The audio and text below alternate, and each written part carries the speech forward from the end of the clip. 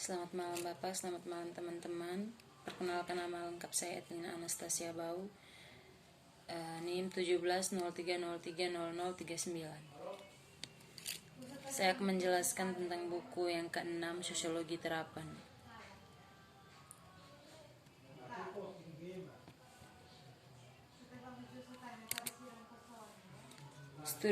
Studi tentang internet sering menjadi usang antara menulis dan publikasi. Sebagian besar pekerjaan akademis tentang topik ini sedang berlangsung saat internet seperti yang kita kenal sekarang masih virtual, dalam pengertian Deleuzian tidak dibentuk sebagai kekuatan yang memaksa dalam kehidupan modern. Perkembangan internet sebagai teknologi, media dan ruang sosial memiliki tanggapan akademis yang baik dan benar-benar melampaui itu.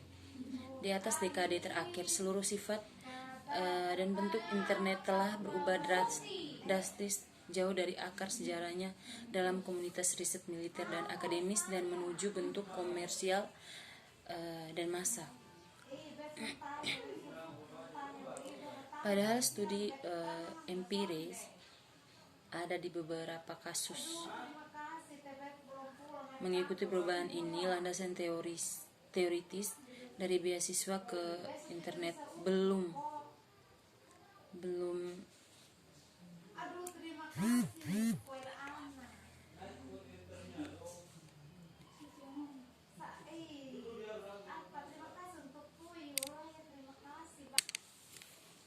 para akademisi berusaha melakukannya, mensintesis penelitian dan memberikan agenda masa depan untuk penyelidikan empiris di belakang yang tergesa-gesa dan sekarang sebagian besar anakronistis, kerangka teoritis pada ahli teori awal.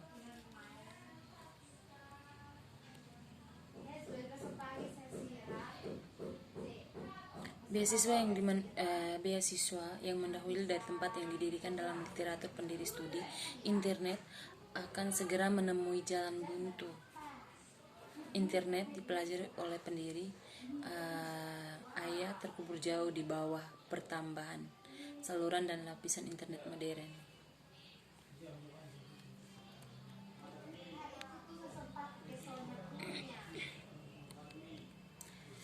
Dalam bab ini membahas tentang internet dalam sosiologi modern, mengingat dampaknya terhadap sosiologi sebagai disiplin ilmu dan alasan mengapa ia menempati posisi yang tidak biasa dalam beasiswa modern. Dengan melihat alasan mengapa respon terprogram ke internet terbukti sangat sulit untuk dibuat, bahwa interdisipliner sementara kaya vena untuk inovasi dalam penelitian belum memungkinkan berkembangnya agenda yang jelas.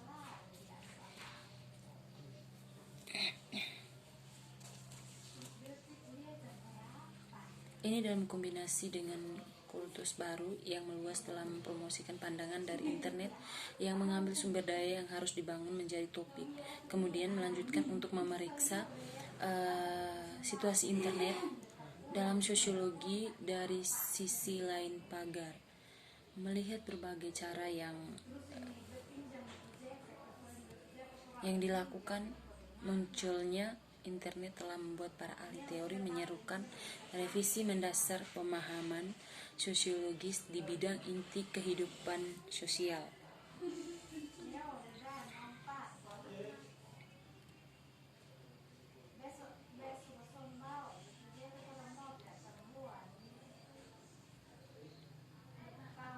Seperti halnya informasi di internet, analisis internet telah berlipat ganda menunjukkan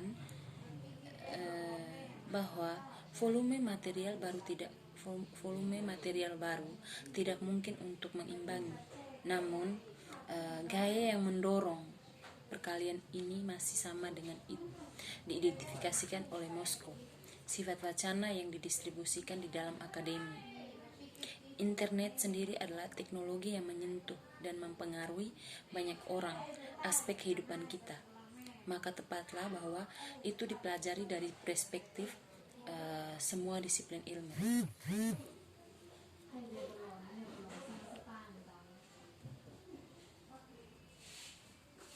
Namun bagi cendekiawan, menyajikan variasi tantangan. Studi yang relevan tentang aspek tertentu dari internet kemungkinan besar akan dilakukan didistribusikan secara luas dalam disiplin ilmu. Jadi, untuk mengambil satu area saja sebagai file, misalnya jika kita tertarik dengan topik internet dan komunitas, kita akan menemukan literatur yang relevan di jurnal sosiologi. Dalam pekerjaan sosiologi, ahli geografi dan studi komputer, studi budaya, kebijakan sosial, akademik tanggapan terhadap spekulatif dan fiksi ilmiah, dan dengan demikian dalam jurnal sastra, di studi media, psikologi, filsafat, studi bisnis, faktanya daftarnya ini adalah berpotensi universal dengan kemungkinan pengecualian sejarah untuk studi sebagian besar futuristik dalam penekanan.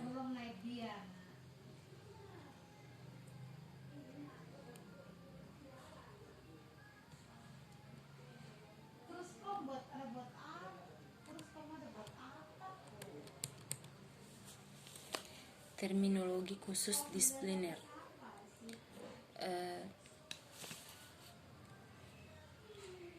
Pada tingkat paling dasar, kurangnya mata uang intelektual yang sama berarti demikian tidak ada kesepakatan umum tentang jenis fenomena internet. Secara umum, ada 3 karakterisasi utama dari internet dan literatur: sebagai ruang sosial, sebagai media, dan sebagai teknologi. Tentu saja, pada kenyataannya, internet secara bersamaan adalah ketiga hal tersebut. Dalam memisahkan berbagai kemungkinan definisi internet, penting untuk tidak jatuh ke dalam perangkap membingungkan apa yang Bourdieu et al. Telah disebut sebagai praktis dan alasan teoritis. Ini tidak terjadi dalam praktik sehari-hari. Orang-orang sekitar menggunakan konstruksi teoritis dan skema yang sosiologi menghasilkan untuk menggambarkan perilaku mereka.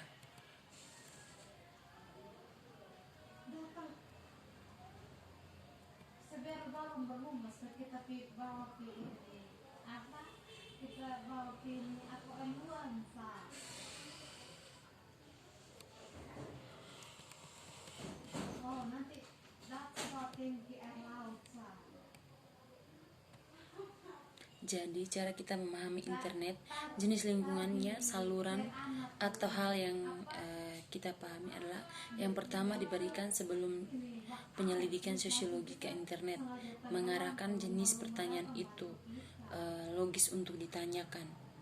Oleh karena itu, penting untuk kita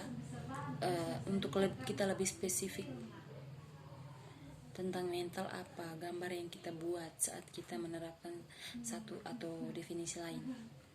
Inilah menjadi lebih penting oleh fakta bahwa internet dianggap sebagai tantangan pada tingkat dasar terhadap integritas definisi.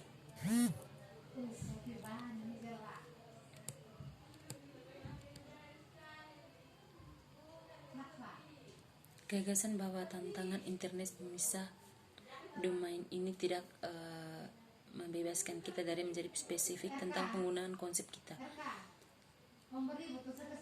Sebenarnya cukup baik jika kita berpendapat bahwa domain yang sebelumnya terpisah sedangkan berkumpul menjadi lebih penting untuk menjadi tepat tentang apa yang kita anggap sebagai berkumpul. Masalah yang ditimbulkan oleh dispersi bidang adalah karena itu, definisi internet ini menyebabkan pengamat untuk bertanya berbeda secara kualitatif, meskipun terkait serangkaian pertanyaan, dan dengan demikian memahami dampak internet dengan berbagai cara. Artinya itu, setelah lebih dari 1 dekade penyelidikan berkelanjutan, belum ada kepastian yang nyata berkaitan dengan internet dan sedikit jalan untuk konsensus ilmiah yang muncul.